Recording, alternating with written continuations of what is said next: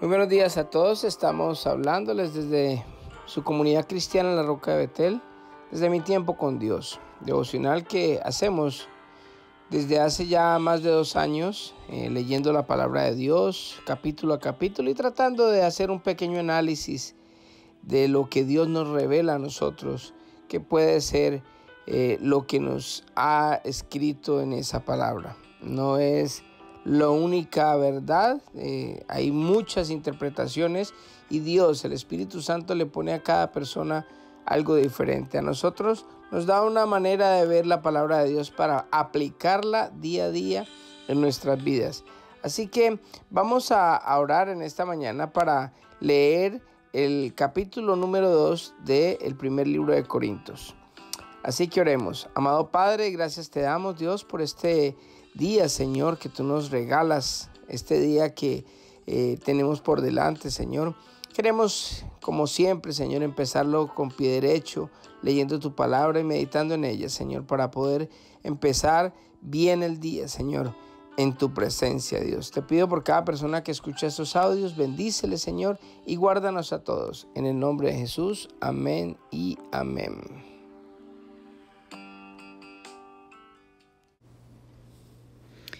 Pablo y su mensaje de sabiduría. Amados hermanos, la primera vez que los visité no me valí de palabras elevadas ni de una sabiduría impresionante para contarles acerca del plan secreto de Dios, pues decidí que mientras estuviera con ustedes olvidaría todo excepto a Jesucristo, el que fue crucificado. Me acerqué a ustedes en debilidad, con timidez y temblor, y mi mensaje y mi predicación fueron muy sencillos. En lugar de usar discursos ingeniosos y persuasivos, confié solamente en el poder del Espíritu Santo. Lo hice así para que ustedes no confiaran en la sabiduría humana, sino en el poder de Dios. Sin embargo, cuando estoy con creyentes maduros, sí hablo con palabras de sabiduría, pero no la clase de sabiduría que pertenece a este mundo o a los gobernantes de este mundo, quienes pronto son olvidados. No, la sabiduría de la que hablamos es el misterio de Dios, su plan que antes estaba escondido, aunque Él lo hizo para nuestra gloria final, aún antes de que comenzara el mundo. Pero los gobernantes de este mundo no lo entendieron. Si lo hubieran hecho, no habrían crucificado a nuestro glorioso Señor. A eso se refieren las Escrituras cuando dicen: ningún ojo ha visto, ningún oído ha escuchado, ninguna mente ha imaginado lo que Dios tiene preparado para quienes lo aman.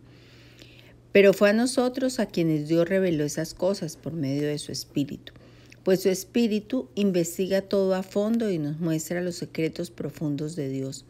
Nadie puede conocer los pensamientos de una persona excepto el propio Espíritu de esa persona. Y nadie puede conocer los pensamientos de Dios excepto el propio Espíritu de Dios. Y nosotros hemos recibido el Espíritu de Dios, no el espíritu del mundo, de manera que podemos conocer las cosas maravillosas que Dios nos ha regalado. Les decimos estas cosas sin emplear palabras que provienen de la sabiduría humana. En cambio, hablamos con palabras que el Espíritu nos da, usando las palabras del Espíritu para explicar las verdades espirituales. Pero los que no son espirituales no pueden recibir esas verdades de parte del Espíritu de Dios.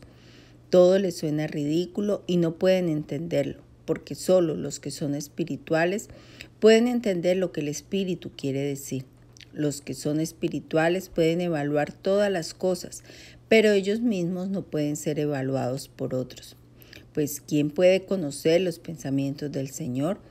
¿Quién sabe lo suficiente para enseñarle a Él? Pero nosotros entendemos estas cosas porque tenemos la mente de Cristo. Bueno, este es el final del capítulo 2 del primer libro de Corintios y empezamos a ver que el apóstol Pablo sigue hablando acerca de la sabiduría. En el capítulo anterior, al final, vimos que el apóstol Pablo menciona lo que es la sabiduría humana, la sabiduría que nosotros de pronto podemos adquirir con el conocimiento. Y lo que pasa es que hay dos cosas que tenemos que diferenciar, y una es el conocimiento, el intelecto, y es todo lo que nosotros empezamos desde que nacemos a conocer y que guardamos en nuestra mente. Cuando estudiamos, cuando leemos, cuando analizamos cosas, empezamos a llenar nuestra mente de intelecto, y ese conocimiento no nos hace sabios, simplemente es conocimiento. Ahora, la sabiduría es algo diferente. La sabiduría es un atributo del carácter de Dios, el cual está fundamentado en conocer la verdadera naturaleza de las cosas visibles e invisibles. Es algo que proviene de Dios, no es algo que nosotros tengamos por el simple conocimiento. Hay muchas personas que tienen demasiado conocimiento, personas que verdaderamente han estudiado y tienen una mente prodigiosa, pero eso no quiere decir que son sabios, porque conozco también de personas muy inteligentes, muy capaces, pero que no pueden sostener un matrimonio, una familia, porque definitivamente en esa parte de su vida no manejan las cosas como deben manejarse normalmente o con la sabiduría de Dios. Para nosotros ser sabios tenemos que tener en cuenta de que tenemos que depender de Dios, porque el Salomón habla en el primer proverbio, en el capítulo 1, en el versículo 7, que la sabiduría, el principio de la sabiduría es el temor de Dios. Nosotros no podemos vivir sin depender de Dios.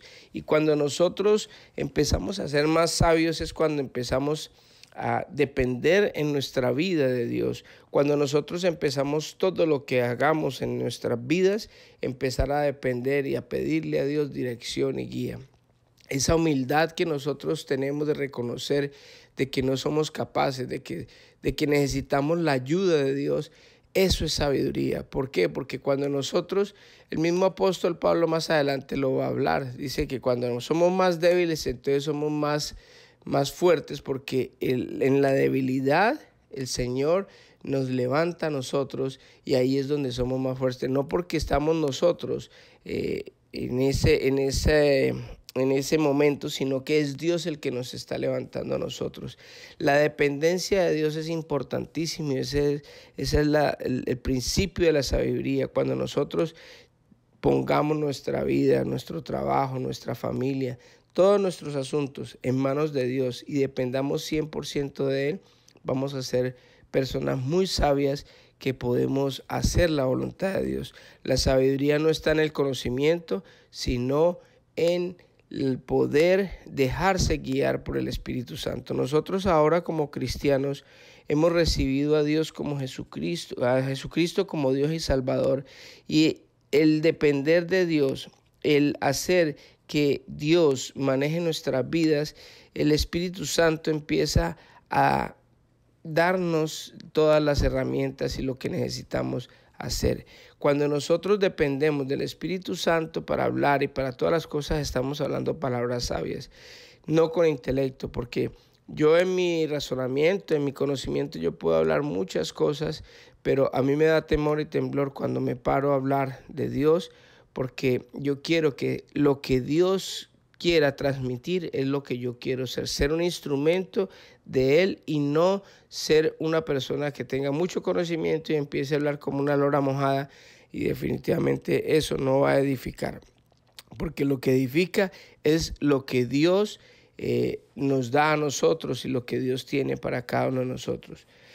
Dice que cuando nosotros empezamos a dejarnos llevar, a dejarnos guiar por el Espíritu Santo, nadie en este mundo va a poder con lo que nosotros hablemos, ni nadie va a poder refutar.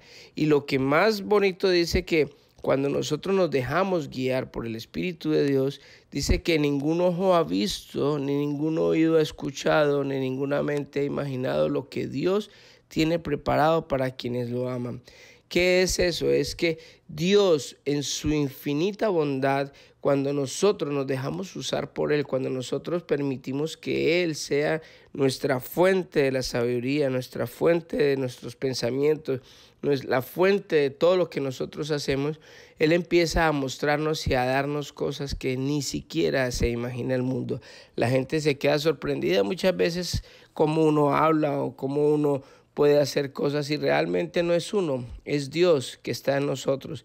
El todo es dejarse usar, el todo es disponerse, abrir su corazón para que Dios haga la obra en nosotros.